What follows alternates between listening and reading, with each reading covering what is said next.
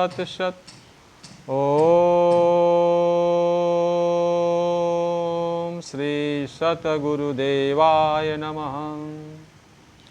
ओम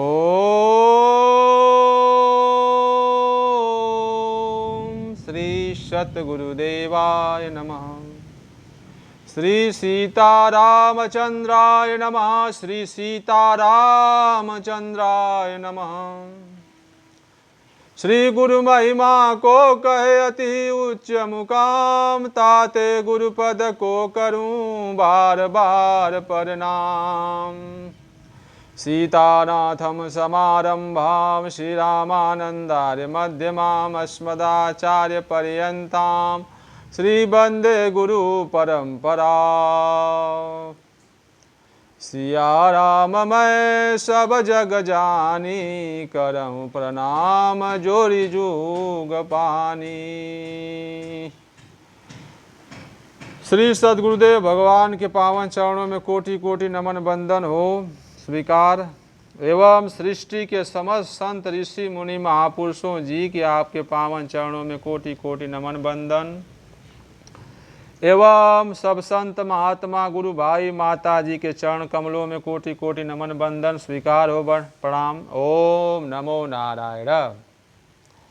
विश्व के ऐसे अद्वितीय ब्रह्मलीन संत अवतारी महापुरुष सद्गुरुदेव भगवान परमहंस स्वामी श्री राम मंगल दास जी महाराज, गोकुल भवन आश्रम वशिष्ठ कुंड अयोध्या धाम।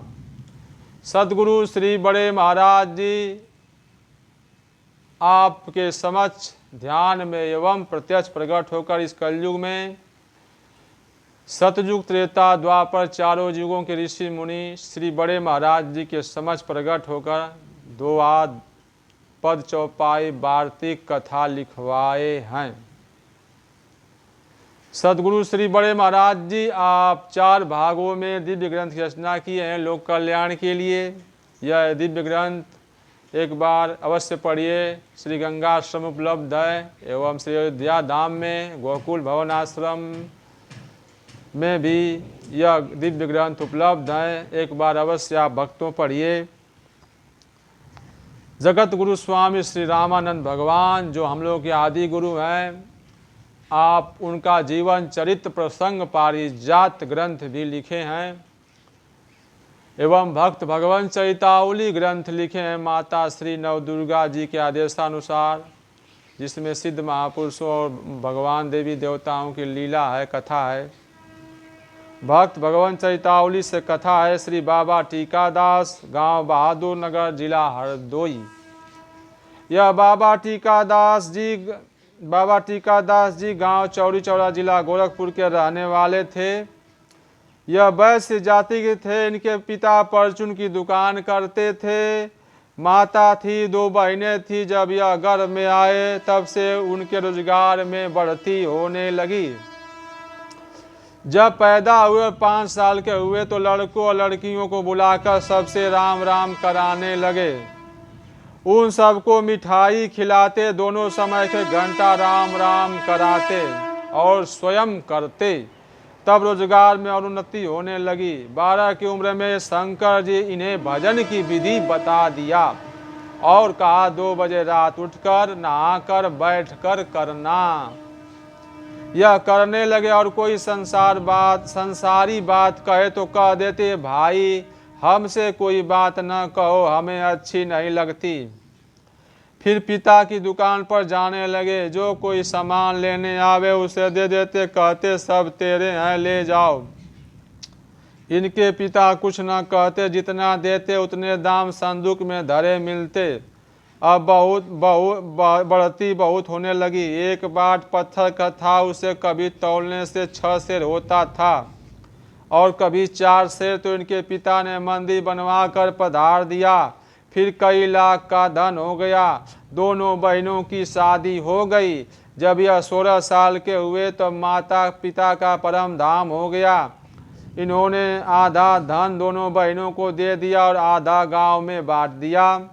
तब शंकर भगवान जी ने कहा, अब तुम पहले जगदीशपुरी को जाओ, फिर जहाँ भगवान का हुक्म होगा वहाँ जाना। बाबा जी एक लौकी का कमंडल और 2 लंगोटी, एक 6 हाथ की साफी पहनकर पैदल चल दिए। 20 कोस रोज चलते थे। जहाँ ठहरते लोग भोजन को कहते तो आध पाव आटा लेते, थोड़ा नमक मिलाकर 2 भौरी बनाकर भोग लगाते। इसी तरह यात्रा पूरी की। वहाँ 7 दिन रहे। भगवान ने पुजारी से स्वप्न में कह दिया, हमारा भक्त टीकादास आया है, उसे रोज बुलाकर भोजन करा देना। वह एक बार थोड़ा खाता है।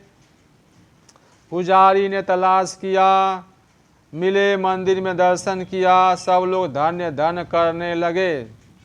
थोड़ी मूंग की दाल भात लेकर पाते थे।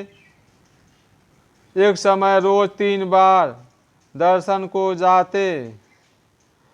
भगवान ने कहा, अब तुम पछा चले जाओ, गोमती किनारे जंगल में 12 वर्ष रहो। फिर तुम्हें थोड़ी दूर गोमती किनारे, जहाँ गिरिवर दास की जिंदा समाधि है, शंकर जी का शिवाला है, हनुमान जी कोठरी है, वहाँ कुछ दिन रहना होगा। बाबा दंडवती करके चल दिए। जैसे आए थे उसी तरह खाते पीते वहाँ पहुँचे।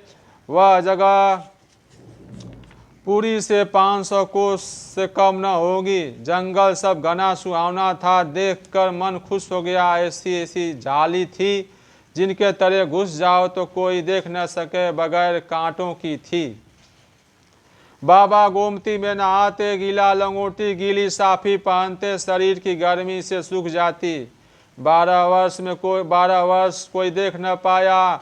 वहाँ चरवाहा गाय बैल भैंस बकरी चराने जाते थे।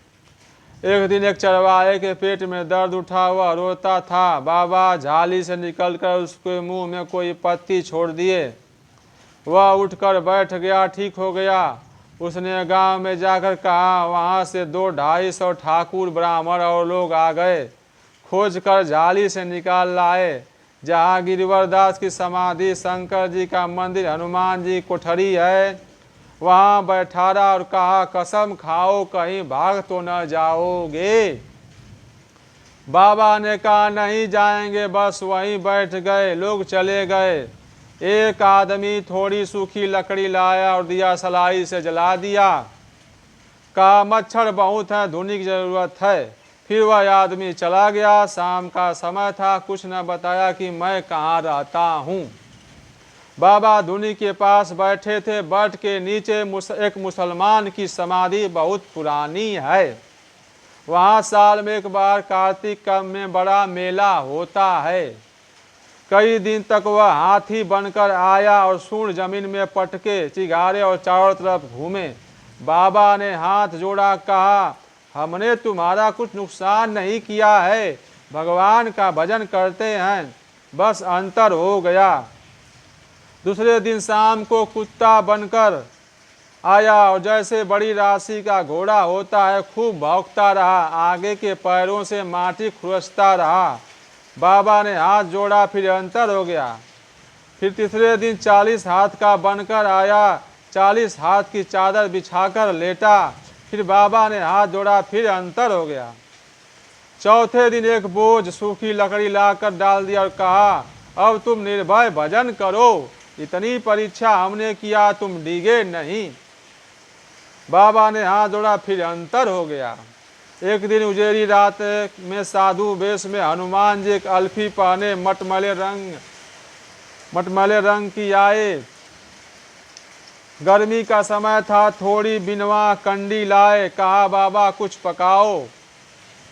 हरिओम तत्सत, हरिओम तत्सत, हरिओम तत्सत।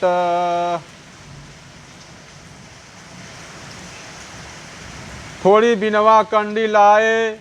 कहा, बाबा कुछ पकाओ। बाबा ने 2 मोटी रोटी नमक मिलाकर पलाश के पत्ते पर रख दी। हरिओम तत्सत, हरिओम तत्सत।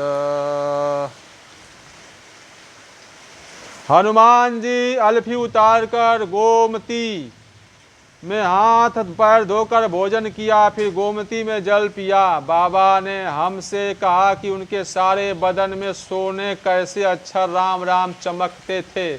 श्री हनुमान जी महाराज जी के हमसे कहा कि हम समझ गए हनुमान जी हैं अल्फी पानी। तब हम पैरों पर सर रख दिया। उन्होंने 3 बार दाहिने हाथ से पीठ ठोक दिया।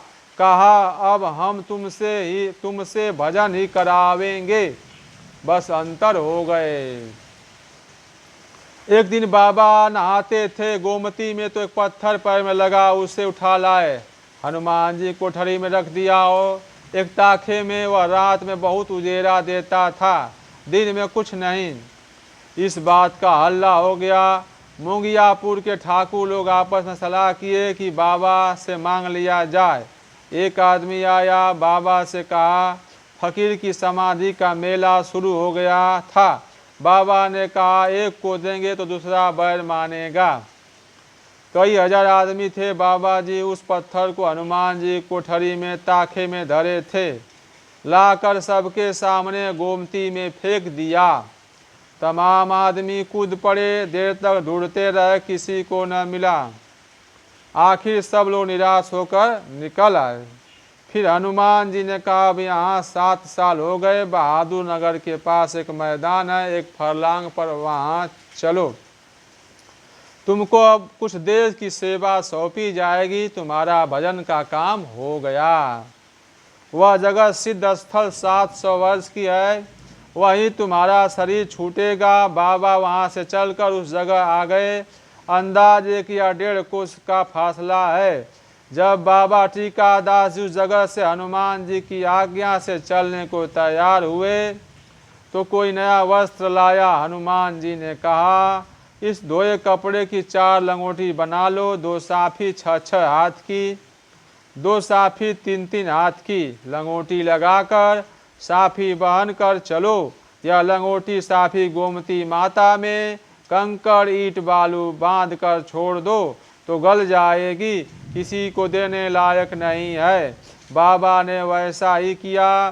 गोमती जी, शंकर जी, हनुमान जी और फकीर की समाधि की दंडवती करके चल दिए। वहाँ बंगला बनाया गया। बंगला मतलब घास फूस, कच्ची मड़ई जिसको कहते हैं, उसको बंगला कहते हैं संत महापुरुष। वहाँ बंगला बनाया गया। बाबा रहने लगे। ठाकुर ब्राह्मण 2 रंडी थोड़ी उम्र की शाम को भेजते थे, सुबह तक रहती थी धुनी के पास परीक्षा लेने के लिए। न बाबा बोलते थे न रंडी बोलती थी, वहीं सो जाती थी। एक साल ऐसा हुआ, फिर गांव के धनी लोग मकान बनाने लगे। बाबा ने कहा कच्चा बनाओ। बन गया। कई कोठरी थी, बाहर भी कई कोठरी थी, आने जाने वालों के लिए कुआं बन गया। लोगों ने कई बीघा जमीन लगा दी, सब खेत बोआ देते थे। बैल यहीं अपने अपने रखते थे, गल्ला भरा देते थे। सेवा होने लगी। बाबा से गिरिवर दास का हाल पूछा तो बताया शंकर जी का शिवाला, हनुमान जी कोठरी उन्होंने बनवाया था, भक्त लोग बनाए थे। बाबा झोपड़ी में रहते थे, दोनों जगह पूजा करते थे। एक औरत के संतान न थी, वह स्वतः रोज सवेरे शाम आती, गोमती नहाती, शंकर जी हनुमान जी की यहाँ सफाई करती, बाबा की झोपड़ी के आसपास करती, नदी पर सफाई करती और दंडवती करके चली जाती। 3 साल ऐसा किया। उसके पुत्र हुआ बड़ा सुंदर, जैसे बाबा सुंदर थे। उसका प्रचार लोगों ने कर दिया। जब लड़का 5 साल का हुआ तो बड़ा तेजस्वी था, बड़े ज्ञान की बातें करता था और सुनने वाले पंडित लोग चुप हो जाते थे। बाबा ने समाधि बनवाई और लोगों को बुलाया, भीड़ लग गई। तब बाबा ने कहा तुम लोग अंधे नहीं हो, पुत्र शंकर जी हनुमान जी ने दिया है, हमको दोष लगाते हो कि बाबा का लड़का है। भगवान तुम्हारे इस पाप को माफ कर दे, यही प्रार्थना है।